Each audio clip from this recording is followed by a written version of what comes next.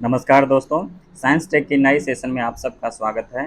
ये हमारा चौथा सेशन है साइंस टेक को लेकर। इससे पहले भी 3 डिस्कशन किया जा चुका है, तो अगर आप लोगों ने नहीं देखा है तो उसको जाके देख लीजिए। एग्ज़ाम के दृष्टिकोण से काफ़ी महत्वपूर्ण है ये सारे सेशन और 4 से 5 दिनों में ये हमारा कंप्लीट हो जाएगा और जैसे ही ये कंप्लीट होगा तो हम इकोनॉमी शुरू कर देंगे जैसा कि हमने आप लोग को बताया है। तो इकोनॉमी को भी काफ़ी अच्छे तरीके से कोशिश करेंगे और उसमें ये भी कोशिश करेंगे उनके जो बेसिक्स है वो भी कंप्लीट हो जाए, जो करंट अफेयर है वो दोनों को शामिल करके उसमें थोड़ा टाइम देकर करेंगे ताकि वो दोनों चीज़ साथ-साथ हो जाएँ। तो बने रहिए इस चैनल पे, नए हैं तो सब्सक्राइब ज़रूर करिए। बीपीएससी के दृष्टिकोण से आपको ये काफ़ी हेल्प करेगा आने वाले समय में, चाहे प्रीलिम्स को लेकर हो या मेंस के आंसर राइटिंग को लेकर हो, सभी तरह से चीज़ों को कंप्लीट करवाने की कोशिश किया जाएगा समय के साथ-साथ। आज वाले सेशन में हम इन चीज़ों का डिस्कशन करेंगे, काफ़ी इम्पोर्टेंट है दोस्त। इससे आने वाले समय में मुझे लगता है कि प्रत्यक्ष रूप से 1-2 क्वेश्चन ज़रूर बनेंगे या अप्रत्यक्ष रूप से तो बनेंगे ही बनेंगे। तो चलिए शुरू करते हैं। हमारा पहला आर्टिकल है सिकल सेल रोग के बारे में और ये काफ़ी चर्चा में बना था जब आईसीएमआर ने इसके बारे में बात करना शुरू किया था, इस पे रिपोर्ट मांगा था, जो Indian council for medical research है। तो तब से ये काफ़ी चर्चा में रहा है और देखिएगा इससे प्रश्न बनने की बेहद संभावना है।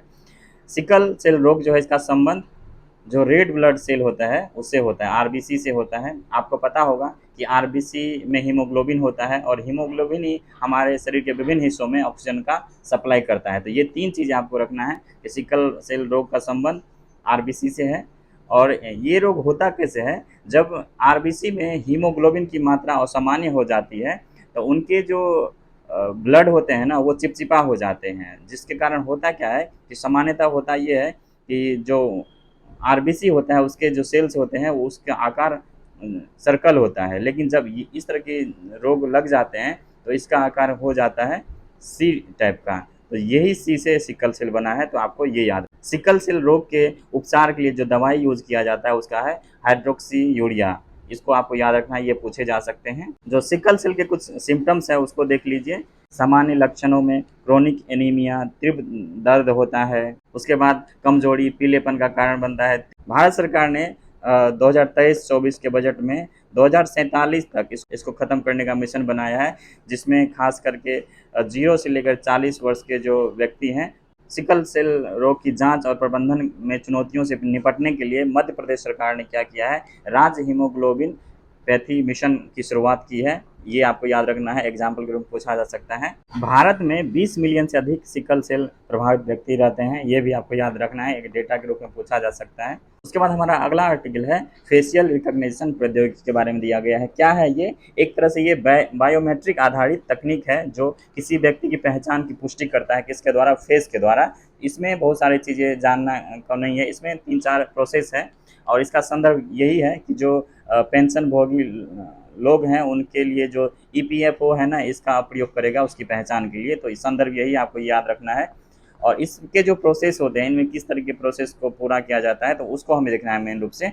तो इसमें ना 4 तरह की प्रक्रियाएं यूज की जाती है, उसको देख लीजिए। इसमें संपूर्ण एंड टू एंड जो प्रक्रिया होता है उसमें 4 तरह की चीज़ें शामिल होती है, जिसमें चेहरा पहचानना, विश्लेषण और मानचित्रण करना, उसका इनक्रिप्टेड फेस प्रिंट निर्माण करना होता है, उसके बाद बायोमेट्रिक प्रमाणीकरण शामिल होता है। तो ये सारी चीज़ें हैं, तो आपको बस यही याद रखना है, यही पूछेगा और इसमें बहुत ज़्यादा इंपॉर्टेंट नहीं है बस। अगला हमारा जो न्यूज़ है वो है H5N2 के बारे में। इसका ये क्या होता है? बर्ड फ्लू होता है और इसे कहा गया है, WHO ने बोला है, मेक्सिको में एक व्यक्ति की इससे मृत्यु हो गई है और ये पहला मानव मृत्यु माना जाता है। हालांकि बहुत पहले की बात करेंगे जो इनके H5N2 है उसके जो सब टाइप्स होते हैं उनसे काफ़ी लोगों की मृत्यु हुई है, लेकिन H5N2 जो है इससे पहली मृत्यु माना जाता है WHO के द्वारा। तो इसको समझते हैं कि इसमें क्या-क्या इम्पोर्टेंट है जो एग्ज़ाम में पूछे जाते हैं। तो सिंपली एक तो यही है कि ये एविएशन इन्फ्लुएंजा है और ये इसका वायरल इन्फेक्शन से होता है, ये आपको पता होगा। जो H5N1 N2 है इसके एक टाइप होते हैं H5N1, इसी टाइप से जो वो मृत्यु हुई है उसको देखा जाता है। इसके बाद ये देखिए, ये सामान्यतः पक्षियों में होता है इस तरह की बीमारी। एवियन इन्फ्लुएंजा एक वायरल संक्रमण है जो आमतौर पर बर्ड फ्लू के रूप में जाना जाता है। आप जूनोटिक बीमारी होता है, ये जूनोटिक का मतलब होता है जो पक्षियों या जानवरों से मनुष्यों में होता है, आपको ये याद रखना है। सीधे ये भी पूछा जा सकता है कि जूनोटिक बीमारी का संबंध किससे है, तो आपको ये बताना है। H5N1 मनुष्यों को संक्रमित कर सकते हैं और इसके कई उप प्रकार भी पाए जाते हैं और इसी से जो ये मृत्यु हुई है मैक्सिको में, इसी से हुई है। संक्रमण से गंभीर श्वसन संबंधी बीमारियां होती है। सीधे यही पूछा जा सकता है कि जो H5N1 है या H5N2 है, इसका प्रभाव है कहाँ पे पड़ता है, तो श्वसन तंत्र पे पड़ता है, श्वसन संबंधित ये है। आपको ये सब याद रखना है। अभी तक ऐसा माना जा रहा था, ये सामान्यतः ना जो जानवरों के, पक्षियों के संपर्क में होते हैं, सामान्यतः पोल्ट्री फार्म में काम करते हैं, उन्हीं लोगों को होता है, लेकिन जिनकी मृत्यु हुई है उनका जानवरों से, पक्षियों से या पोल्ट्री फार्म से कहीं दूर दूर का नाता नहीं था। तो इसलिए ये चीज़ें उस जो मिथ थी वो ख़त्म हो गया और इसको नए सिरे से सोचने की, समझने की और नियंत्रण करने की आवश्यकता है। अगला हमारा है पोर्टेबल ऑप्टिकल परमाणु घड़ी के बारे में। काफ़ी इंपॉर्टेंट है दोस्त, इसको आप अच्छे से देखिए और प्रश्न बनने की संभावना है इन चीज़ों से। जर्नल है नेचर, उसमें ये प्रकाशित हुआ है कि इसकी स्टडी, उसी में पोर्टेबल ऑप्टिकल परमाणु घड़ी की बात की गई है। क्या होता है ये परमाणु घड़ियाँ ग्लोबल पोजिशनिंग सिस्टम की रीढ़ मानी जाती है, आप सबको पता होगा। इसके कई सारे उपयोग भी हैं, खास करके जो जीपीएस है उसमें तो बहुत ही इंपॉर्टेंट इसकी भूमिका मानी जाती है। यह वर्तमान में उपलब्ध सबसे सटीक समय निर्धारण उपकरण है, जिसमें प्रतिदिन केवल कुछ अरबवें सेकेंड की त्रुटि होती है। आप खुद जान लीजिए, जब इतनी हो तो लगभग नहीं के बराबर इसमें त्रुटियां देखा जाता है। इसलिए इनका उपयोग इन तरह की चीज़ों में किया जाता है। जो हमारे स्पेस मिशन होते हैं, उस तरह की चीज़ों के लिए इन्हीं तरह की चीज़ों का उपयोग किया जाता है। उसके बाद देख लीजिए, ऑप्टिकल परमाणु घड़ियाँ जो है, परमाणु घड़ियों की अगली पीढ़ी इसको माना जाता है और ऑप्टिकल आवृत्तियों पर काम करते हैं, जो ऑप्टिकल फ्रीक्वेंसी होते हैं उस पर ये काम करता है, उसी का उपयोग करता है एक तरह से। पोर्टेबल ऑप्टिकल परमाणु घड़ियाँ जो होता है, आयोडीन आधारित प्रणाली का उपयोग करती है। इनमें आणविक आयोडीन का उपयोग किया जाता है। घड़ी में मजबूत और कॉम्पैक्ट लेजर का भी उपयोग किया जाता है। ये सारी चीज़ें ना आपको याद रखना है, क्या क्या उपयोग किया जाता है। आयोडीन आधारित प्रणाली है, कॉम्पैक्ट लेजर का उपयोग किया जाता है, जिसका उपयोग आमतौर पर दूर संचार हेतु किया जा सकता है। तो आपने एक जीपीएस पढ़ा, उसके बाद दूर संचार हो गया। यहाँ पे दो तरह के घड़ी का बात की गई है, एक पोर्टेबल ऑप्टिकल परमाणु घड़ियाँ और एक जो पारंपरिक परमाणु घड़ियाँ हैं वो। तो आप ये ध्यान रखिएगा, जो पोर्टेबल सीधे दो लाइन यहाँ एक स्टेटमेंट ये बना देगा और एक स्टेटमेंट ये बना देगा, दोनों में कह देगा दोनों में से कौन सी सही है। तो पहलू को देखिए अच्छे से, देख लीजिए इसको। पहला क्या कहता है, जो पोर्टेबल ऑप्टिकल परमाणु घड़ियाँ हैं ये आयोडीन आधारित प्रणाली का उपयोग करती है। इसमें आणविक आयोडीन का उपयोग किया जाता है। घड़ी में मजबूत और कॉम्पैक्ट लेजर का प्रयोग यहाँ किया जाता है पोर्टेबल ऑप्टिकल परमाणु घड़ियों में। इसका उपयोग दूर संचार हेतु किया जाता है। याद रखिएगा, जो पारंपरिक परमाणु घड़ियाँ हैं वो अत्यधिक स्थिर होती है और इसका उपयोग दशकों से सेकेंड की अवधि निर्धारित करने के लिए किया जाता है। ये घड़ियाँ माइक्रो आवृत्तियों पर काम करती है, जहाँ पे जो पोर्टेबल है वो आयोडीन आधारित सिस्टम पे काम करती है, वहीं जो पारंपरिक है माइक्रोवेव आवृत्तियों पर काम करती है। ये आपको याद रखना है। इसका उपयोग ग्लोबल पोजिशनिंग सिस्टम में किया जाता है, जीपीएस वगैरह में किया जाता है। ऑप्टिकल परमाणु घड़ियाँ जो परमाणु दोलन को मापने के लिए दृश्यमान स्पेक्ट्रम में प्रकाश का उपयोग करती है। ऑप्टिकल घड़ियों की बात हो रही है, याद रखिएगा। तो सीधे ये सब ऑप्शन बनाया जा सकता है, इसको अच्छे से समझ लीजिए और पक्का इससे प्रश्न बनने की संभावना है। अगला हमारा है हॉकिंग विकिरण से संबंधित है। काफ़ी इंपॉर्टेंट है दोस्त, आपको इसको याद रखिए, काफ़ी इंपॉर्टेंट है, प्रश्न जरूर यहाँ से बनेंगे। एक अध्ययन में इसकी जो चर्चा की गई है हॉकिंग विकिरण की, क्या होता है ये।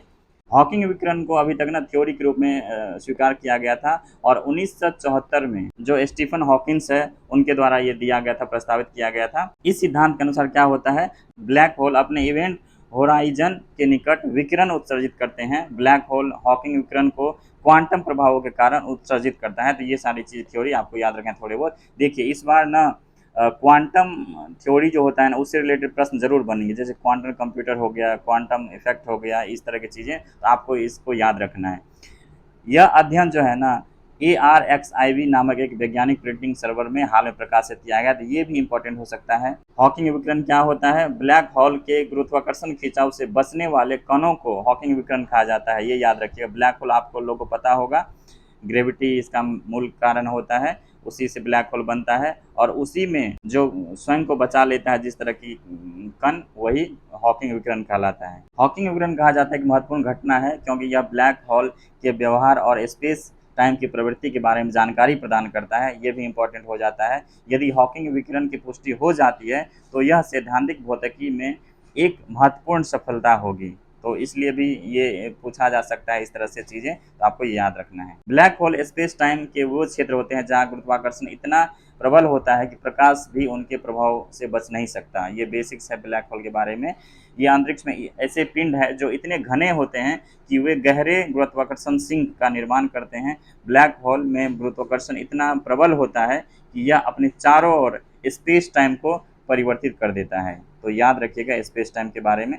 तो ये सारी चीज़ें हैं, इसको आपको याद रखना है। अगला हमारा है पुष्पक। क्या होता है पुष्पक? पुष्पक है रीयूजेबल लॉन्च व्हीकल है ये। जैसे PSLV वगैरह पढ़ते थे तो उसी के बदले में ये चीज़ है। जैसे हम जो भी हमारा स्पेस मिशन होता है तो जो भी लॉन्च व्हीकल उसको वहाँ तक पहुँचाता है उसके बाद वो नष्ट हो जाता है और एक बार में ही वो उसका काम खत्म हो जाता है। इससे जो बजट है काफ़ी बढ़ जाता है। हर एक स्पेस मिशन के लिए हर एक तरह की अलग अलग रॉकेट और व्हीकल बनाना पड़ता है।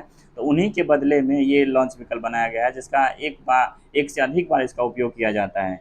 जैसे आप फाल्कन 9 है स्पेस एक्स का, तो जैसे USA सब में है तो वो लोग पहुंचा के फिर वापस आ जाता है धरती पे। तो भारत भी एक ऐसा ही ये इसरो लाया है ये रीयूजेबल लॉन्च व्हीकल, तो इसी का नाम दिया गया है पुष्पक। तो काफ़ी इंपॉर्टेंट है, ये पहली बार इस तरह की चीज़ें हुई है इसरो में, तो ये इंपॉर्टेंट हो सकता है। कर्नाटक के चित्रदुर्ग में स्थित एरोनॉटिकल टेस्ट रेंज से इसका प्रक्षेपण किया गया है, जिनमें ये तीसरा और अंतिम लैंडिंग था और ये सफल रहा।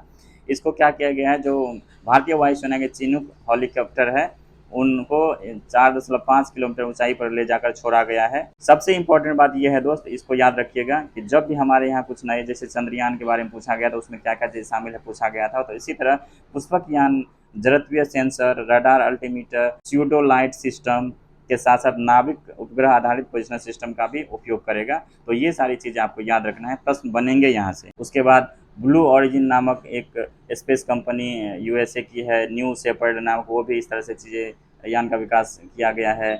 उसके बाद हमारा जो जाक्सा है, और एक चीज़ देखिए जो न्यू शेपर्ड है ब्लू ऑरिजिन का, यह उड़ाने जो है लंबवत लैंडिंग भी कर सकता है। ये बहुत ही इंपॉर्टेंट चीज़ है। तो ये भी पूछा जा सकता है कि निम्नलिखित में कौन से लंबवत लैंडिंग कर सकता है। यूरोपीय अंतरिक्ष अभिकरण ESA द्वारा अपनी अंतरिक्ष पहुंच लागत को कम करने के लिए इस तरह के launch vehicle, reusable launch vehicle को पे शोध कर रहा है। तो ये सारी चीज़ें आपको याद रखना है, पूछे जा सकते हैं। अगला न्यूज हमारा है, देख लीजिए, अगली पीढ़ी का अपतटीय गश्तीपोत। क्या है ये? 2-3 बात इसमें इंपॉर्टेंट है, वही देख लेंगे हम। जो भारतीय तटरक्षक बल के लिए पहले अगली पीढ़ी के अपतटीय गश्तीपोत बनाया जा रहा है, जो कहाँ पे? मुंबई के जो मझगांव डाक शिपयार्ड लिमिटेड है। देखिए ये सब भी कभी कभी पूछा जाता है कि ये कहाँ पे है, मझगांव डॉक शिपयार्ड लिमिटेड, इस तरह की चीज़ें, तो आपको ये सब भी याद रखना है।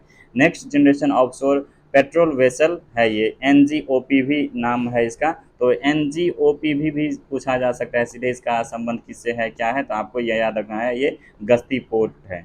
ये रक्षा मंत्रालय के साथ जो समझौता है उसमें पहले जहाज़ की डिलीवरी 2027 तक होगी। ये याद रखना है कि इसको 2027 तक सौंपा जाएगा। इसके तहत 6 जहाज़ों का बेड़ा बनाया जाएगा, 6 जहाज़ को शामिल किया जाएगा, ये सब पूछा जाता है। इसमें 2 डीजल इंजनों के द्वारा ये संचालित होगा।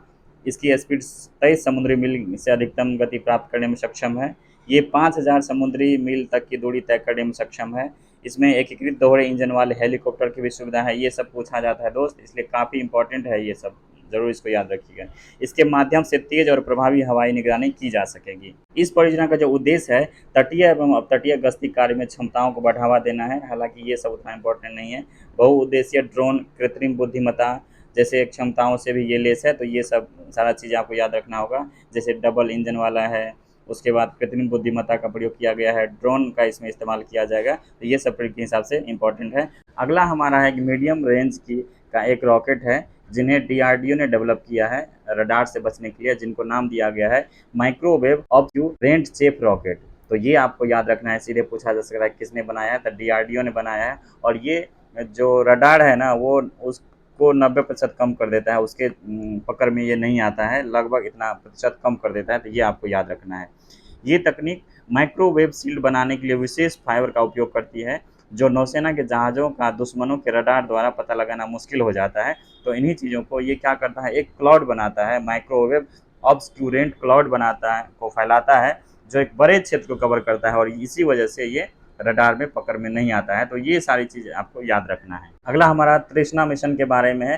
क्या है ये इसरो ने उच्च रिजोल्यूशन प्राकृतिक संसाधन आकलन के लिए थर्मल इंफ्रारेड इमेजिंग सैटेलाइट बनाया है। ये आपको याद रखना है, काफ़ी इंपॉर्टेंट है दोस्त, इसको बढ़िया से याद रखिए। Thermal infrared imaging satellite for high resolution natural resources assessment, इसी को शॉर्ट में तृष्णा बोला जाता है। और ये कौन डेवलप कर रहा है? इसरो डेवलप कर रहा है। ये इसरो जो है और French national space agency CNES है, इनके बीच एक सहयोगात्मक प्रयास है।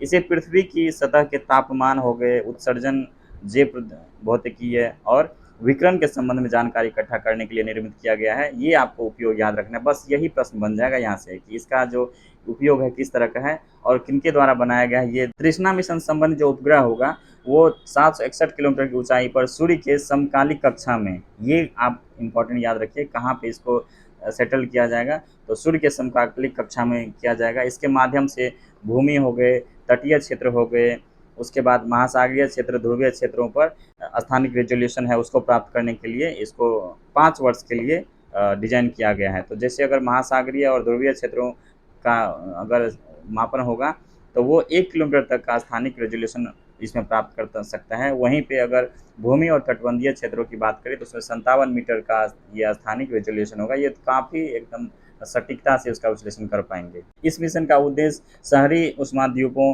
का व्यापक मूल्यांकन करना है तथा ज्वालामुखी गतिविधियों और भूतापीय संसाधनों से जुड़ी तापीय विसंगतियों का भी पता लगाना है। तो ये भी आप याद रखिए। मिशन स्थलीय जल तनाव जैसे जल उपयोग निर्धारित करने में भी सहायता करेगा। इसके माध्यम से तटीय और अंतर्देशीय जल में जल गुणवत्ता गतिशीलता का अध्ययन किया जा सकता है। यह महत्वपूर्ण जल और खाद्य सुरक्षा चुनौतियों को दूर करने के लिए सहायक हो सकता है। इस मिशन के माध्यम से ग्लेशियर की गतिशीलता और बर्फ पिघलने से उत्पन्न प्रभाव की सटीक निगरानी में मदद मिलेगी। तो जो भी यूजेज है दोस्त सभी इंपॉर्टेंट है, इसमें सभी को आपको याद रखना है। इसी में से कोई एक उपयोग पूछा जा सकता है। उपयोग को लेकर हम बार बार आपको कहते हैं कि हाल के वर्षों में साइंस टेक में उपयोग को लेकर 1 या 2 प्रश्न जरूर देखे गए हैं, तो आपको इसको याद रखना है। अगला हमारा जो आर्टिकल है वो है प्रवाह। क्या है ये प्रवाह? इसको इसरो के द्वारा डेवलप किया गया है। एक तरह का ये सॉफ्टवेयर है। जैसे मान लेते हैं जो भी हमारे मिसाइल वगैरह होते हैं उसको जब लॉन्च किया जाता है, जब वो जो मॉड्यूल है क्रू मॉड्यूल जिसको बोलते हैं, तो वो जब धरती पर आता है वापस, जब पृथ्वी के वायुमंडल में प्रवेश करता है तो उस समय के लिए ना उसके आसपास के चीज़ों को समझने के लिए, वायु प्रवाह को समझने के लिए इत्यादि जो गतिविधि है उसको समझने के लिए एक सॉफ्टवेयर की ज़रूरत होती है। तो उसी के लिए प्रवाह नामक सॉफ्टवेयर बनाया गया है। अभी तक ये दूसरे जो वाणिज्यिक सॉफ्टवेयर है उस पर डिपेंड करता था। तो ये सॉफ्टवेयर डेवलप होने के बाद इसमें आत्मनिर्भरता आ जाएगा और इसके माध्यम से इसरो जो भी स्पेस मिशन है वो जब वापस लौटते हैं तो उस समय जो वायुमंडलीय दबाव होता है वो काफ़ी बढ़ जाता है। उस टाइम का जो ट्रैफिक होता है, सॉफ्टवेयर ट्रैफिक, वो इतना अधिक हो जाता है कि उसमें थोड़ा सा ओवरलैपिंग होने लगता है। तो इसी के वजह से इन चीज़ों को डेवलप किया गया है इसरो के द्वारा ताकि उसमें आसानी हो। तो आपको यही सारी चीज़ें याद रखना है, यहाँ से आपके क्वेश्चन बनेंगे। इस सॉफ्टवेयर का नाम parallel RANS solver for aerospace vehicle arrow thermodynamic analysis, इसी को शॉर्ट में प्रवाह रखा गया है, का जो निर्माण है विकसित किया गया है जो इसरो के विक्रम साराभाई अंतरिक्ष केंद्र है उसके द्वारा VSSC के द्वारा वर्तमान भारतीय अंतरिक्ष अनुसंधान संगठन द्वारा कम्प्यूटेशनल फ्लूइड डायनेमिक सिमुलेशन के लिए वाणिज्यिक सॉफ्टवेयर का उपयोग किया जाता है, जो हमने अभी डिस्कस किया था। इसका उपयोग भारतीय अंतरिक्ष अनुसंधान संगठन द्वारा गगनयान मिशन के लिए विकसित ह्यूमन रेटेड लॉन्च वाहनों के लिए भी किया जा रहा है। मिसाइलों, विमानों और रॉकेटों के डिजाइन में लगे अकादमिक और अन्य संस्थानों को डिजिटल वायुगतिकीय समस्याओं का समाधान खोजने के लिए मदद मिलेगी। तो इन चीज़ों को इसमें शामिल किया गया है, तो आपको ये याद रखना है दोस्तों। इस तरह से आज के सेशन में इतना ही है। जो भी इम्पोर्टेंट चीज़ था हमने उसको डिस्कस किया है। तो फिर नेक्स्ट कल आएगा और 3 से 4 दिन में हम इसको कंप्लीट करवा देंगे और उसके बाद हम जो नेक्स्ट हमारा सेशन शुरू होगा इकोनॉमी पे होगा। तो बने रहिए इस चैनल पे। आप लोग अगर नए हैं तो सब्सक्राइब जरूर कीजिए। आने वाले समय में आपको BPSC से रिलेटेड सभी चीज़ों को यहाँ से सॉल्व करने में हेल्प मिलेगा। अभी भी हमने कई सारे यहाँ पे जो गाइडलाइन संबंधित वीडियो है इस पर अपलोड किया हुआ है कि कैसे पढ़ना है, कैसे रिविजन करना है इन चीज़ों को लेकर। तो आप चैनल पर विजिट करके देख सकते हैं बहुत सारी चीज़ों को। अच्छे से पढ़ाई करते रहिए, अपना ख्याल रखिए। आप लोग का बहुत बहुत धन्यवाद।